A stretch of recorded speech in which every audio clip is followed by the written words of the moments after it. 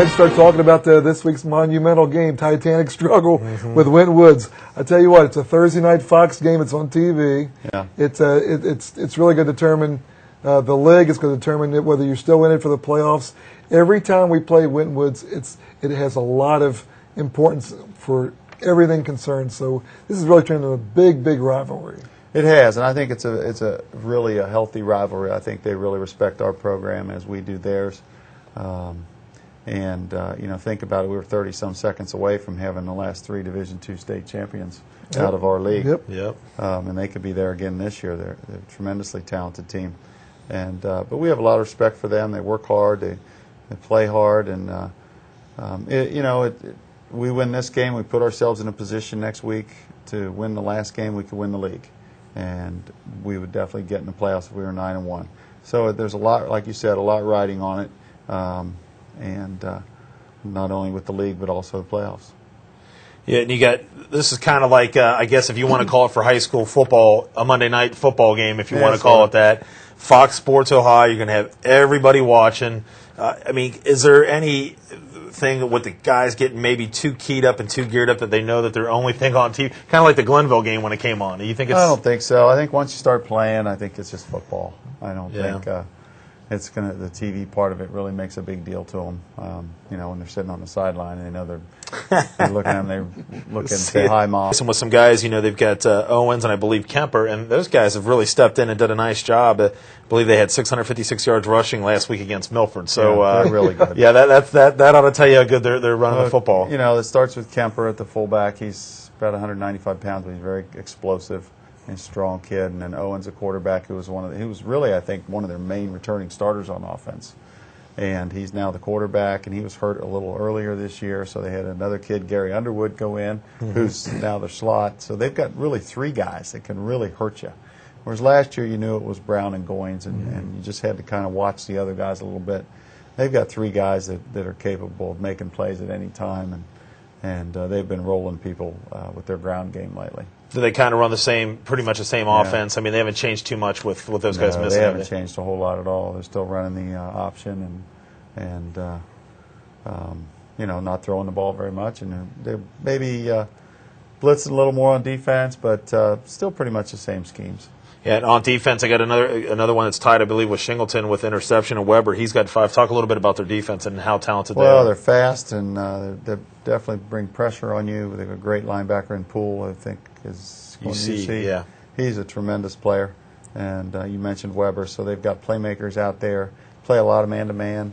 And, just the speed differential that we have to make up is significant.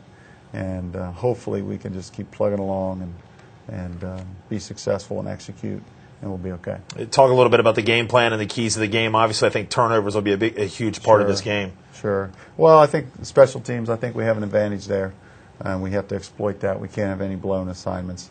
Remember, their first touchdown last year was a punt return. Yeah. We were still able to win the game. We can't afford anything like that this year. And I think defensively we do have to commit to stopping the run. And hopefully, they don't get anything big over the top on us. And offensively, we've got to manage the game properly and control the clock and maybe go a little slow at first and let the game settle down. And similar to kind of what we did with Glenville, probably, and take some of the emotion out of the game, get a few first downs on the first drive, and even if we don't score, but move the ball a little bit and eat 4 or 5 minutes and go from there, and then selectively take our chances throwing the ball and maybe get a big play. Seems like every time we talk about stopping the run and everything, they end up. I remember a couple of years ago, they threw a pass. Yeah. It's like they'll surprise you every once in a while, Yeah, they did. Well, in the playoff game the other year, they threw a pass, and he's wide open. They never threw it again, thank goodness. So kind of like Milford with the screen the other week, they didn't throw it again, and we didn't defend it well. So. Who knows? In big games, you do change your tendencies a little bit, and it'll be a fun game to be coaching in. All right, we're going to kind of wrap things up here. We're going to talk a little bit about the Anderson Football Alumni Association. Myself, Jeff, and John Raymond are kind of running that, and you can really sign up. You always see it during our games. We have commercials now for it. You can see some things like that, but you can contact Jeff through the school. You can contact myself or John, it seems like we're starting to get a little bit more people interested. We had people, Mike Ramirez came down from Columbus, Right.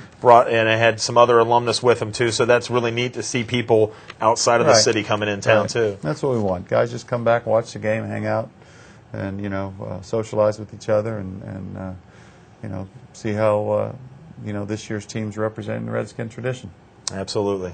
By the time this show airs, it'll be the week of the Harrison game. Yeah. And that's a home game, so that'd be a great time for the Absolutely. alumni to come out and watch the Sure. game 10. That could be a huge game. Oh yeah, Depends on what Harrison's still in the happens mix. tomorrow night. Yeah. Harrison's Right. still in the mix for Division II playoffs. So yeah, that'd be a great thing for everybody to get out. So if you do watch us during that week, if you can come out and get in contact with any of us and get down on the field and support the Redskins.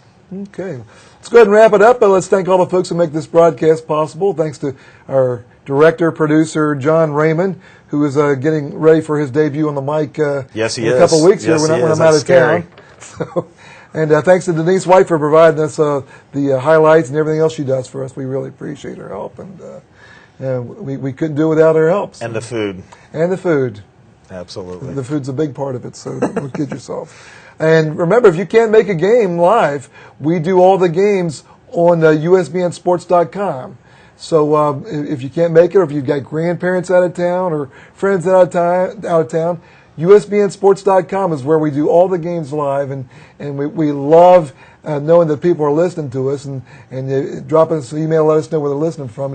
It really makes us feel good to know that we're getting out there and people are listening to us. Absolutely. I think we get a lot of response from people, and I think a lot of people are really enjoying it.